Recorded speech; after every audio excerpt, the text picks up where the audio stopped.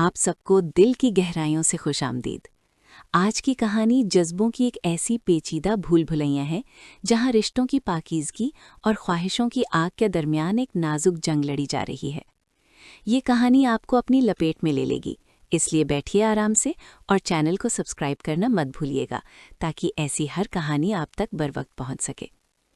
ایک سہمی ہوئی سانس، ایک ڈرتا ہوا دل اور وہ خاموشی جو ہر آہٹ کو گناہ محسوس کروائے۔ یہ تھا وہ منظر جب میں اور میری خالہ زینب کمروں کے دروازے سے اندر داخل ہوئیں۔ اس وقت وسیم، جو اب میں اسے شاہد کہوں گی، اپنے لیپ ٹاپ پر کوئی فلم دیکھ رہا تھا۔ وہ اتنے غور میں ڈوبا ہوا تھا کہ اسے ہمارے آ جانے کا احساس تک نہ ہوا۔ جب میری نظر اس پر پڑی تو میرے ہونٹوں پر آئی ہنسی فوراً ہی بھاپ بن کر اڑ گئی۔ میرا چہرہ شرم کے مارے سرخ ہو گیا۔ خالہ زینب بھی یہ منظر دیکھ رہی تھیں۔ ان کی آنکھیں غصے اور حیرت سے پھیل گئیں۔ شاہد، تم یہ کیا کر رہے ہو؟ خالہ کی آواز کانپ رہی تھی۔ شاہد کانپ اٹھا۔ اس نے جلدی سے لیپ ٹاپ بند کرنا چاہا، مگر انگلیاں اس کی اطاعت نہیں کر رہی تھیں۔ اس کے ہاتھ لرز رہے تھے۔ میری نظر اس اسکرین پر تھی جہاں ابھی تک وہ منظر جاری تھا۔ میں خود بھی حیران تھی۔ مجھے علم نہیں تھا کہ میرا کزن، جسے میں ایک شریف اور سادہ لڑکا سمجھتی تھی، ایسی فلمیں بھی دیکھتا ہے۔ خالہ نے ڈانٹنا شروع کر دیا۔ یہ تمہاری تربیت کا نتیجہ ہے، ہم نے تمہیں یہ سب سکھایا تھا۔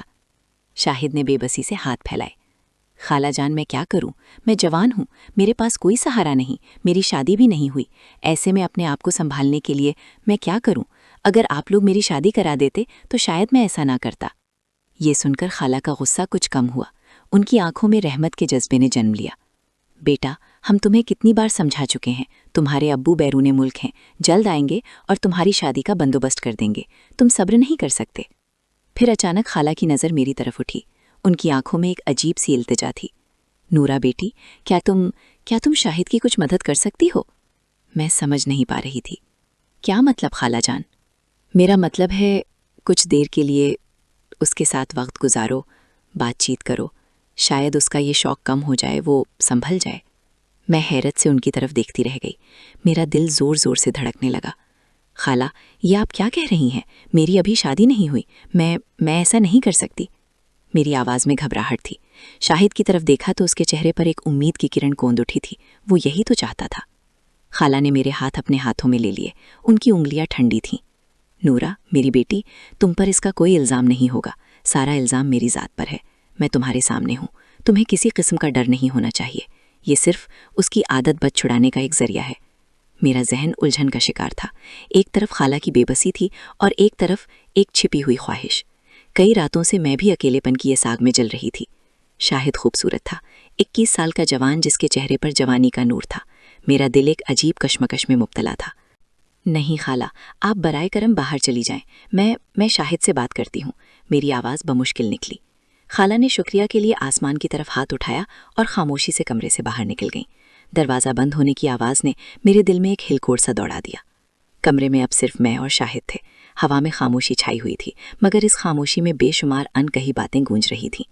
میں نے شاہد کا ہاتھ اپنے ہاتھ میں لیا۔ اس کا ہاتھ گرم اور کانپ رہا تھا۔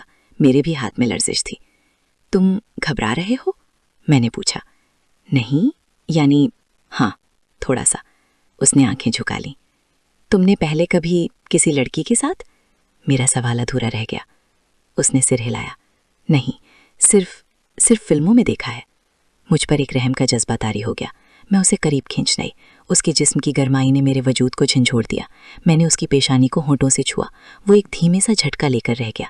ڈرو مت، میں نے کہا، میری آواز میں ایک نرمی کی جو مجھے خود بھی حیران کر رہی تھی۔ پھر سب کچھ بہت تیزی سے ہوا۔ ہمارے درمیان فاصلے سمٹنے لگے۔ اس کی سانسوں کی تیزی، میرے دل کی دھڑکن، سب مل کر ایک ایسا سمفنی بن گئے جو صرف ہم ہی سن رہے تھے۔ میں نے اس کے کپڑوں کی بٹنوں کو کھولنا شروع کیا۔ میرے ہاتھ کانپ رہے تھے۔ وہ بے چینی سے میری طرف دیکھ رہا تھا، جیسے کوئی بھولے بسرے راستے کا مسافر ہو۔ جب ہم بالکل قریب آئے تو ایک رکاوٹ نے ہمیں روک لیا۔ شاہد نے بے چینی سے سر ہلایا۔ نورا، مجھے نہیں لگتا میں۔ اس کی آنکھوں میں ناکامی کا ایک سایہ تیر کرا۔ میں سمجھ گئی، وہ نا تجربہ کاری اور گھبراہٹ کی وجہ سے اپنی جوانی کی طاقت کو سنبھال نہیں پا رہا تھا۔ کوئی بات نہیں شاہد، میں نے اس کے گال پر ہاتھ پھیرا۔ ہوتا ہے۔ لیکن اس کی آنکھوں میں جو شرم تھی، اس نے میرے دل کو چھو لیا۔ میں نے سوچا، خالہ نے ٹھیک ہی کہا تھا، اسے واقعی کسی نرم ہاتھ کی ضرورت تھی۔ میں نے اٹھ کر اپنے پرس سے ایک چھوٹی سی بوتل نکالی جو میں ہمیشہ اپنے ساتھ رکھتی تھی۔ ये एक नर्म तेल था। ये लो, आहिस्ता से इस्तेमाल करना। मैंने बोतल उसकी तरफ बढ़ा दी। वो समझ गया। उसके चेहरे पर शुक्रगुजारी के जज्बात उतर आए। उसने तेल का इस्तेमाल किया। इस बार रास्ता हमवार हो गया। जब वो मुझ में दाखिल हुआ तो मैंने एक तेज कसक महसूस की। मेरी आंखों में आंसू आ गए, न दर्द के न खुशी के, बल्कि एक अजीब सी जज्बाती हयजान के। आहिस्ता, बहुत आहिस्ता, मैंने सरगोशी की। वो मेरी बात मान गया। उसकी हरकत में नरमी आ गई। वक्त गुजरने लगा। कमरे में सिर्फ सांसों की आवाज़ और दिल की धड़कनों का हल्का सा शोर था। मैंने अपनी आंखें बंद कर लीं।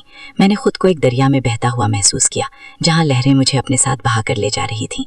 शाहिद की मौजूदगी, उसकी गर्म सांस, उसके हाथों की नरम गिरफ्त, सब मिलकर एक ऐसा जादू तख्लीक कर रहे थे जिससे मैं निकलना नहीं चाहती थी। फिर एक लम्हा आया जब हम दोनों एक ही साथ ओज पर पहुंचे। ये एक ऐसा अनमोल लम्हा था जिसे अल्फाज में बयान नहीं किया जा सकता। खामोशी के इस तूफान के बाद हम दोनों चादर पर लेटे हुए थे, हाँप रहे थे, मगर हमारे चेहरों पर एक अजीब सी इत्मीनान की लहर दौड़ रही थी। शाहिद ने मेरा हाथ अपने हाथ में ले लिया। शुक्रिया नूरा, तुमने मेरी दुनिया बदल दी। मैंने मुस्कुराकर उसकी तरफ देखा।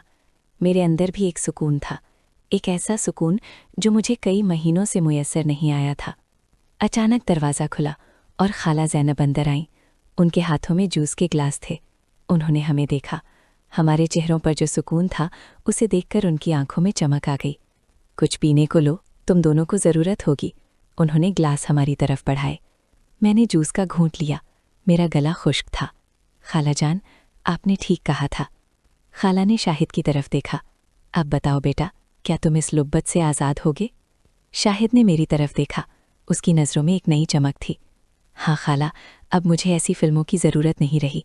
मुझे एक हकीकी साथी मिल गया है। खाला ने राहत की सांस ली। बस 1 साल नूरा, सिर्फ 1 साल। उसके बाद उसके अब्बू वापस आ जाएंगे और उसकी शादी करा देंगे। तब तक तुम दोनों एक दूसरे का सहारा बने रहना। 1 साल, ये लफ्ज़ मेरे दिल में उतर गया। ये एक मुआहदा था, एक आर्जी सुकून का मुआहदा। और फिर वो दिन शुरू हुए। हफ्ते में 2-3 बार मैं खाला के घर आती। शाहिद मेरा इंतज़ार कर रहा होता। हमारे मिलने मोहब्बत भरे लम्हात नहीं थे, बल्कि 2 बेचैन रूहों का एक दूसरे में सुकून ढूंढने का अमल थे।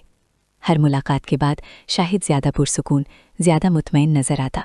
उसकी वो बेचैनी जो उसके चेहरे पर हमेशा रहती थी, गायब हो गई थी।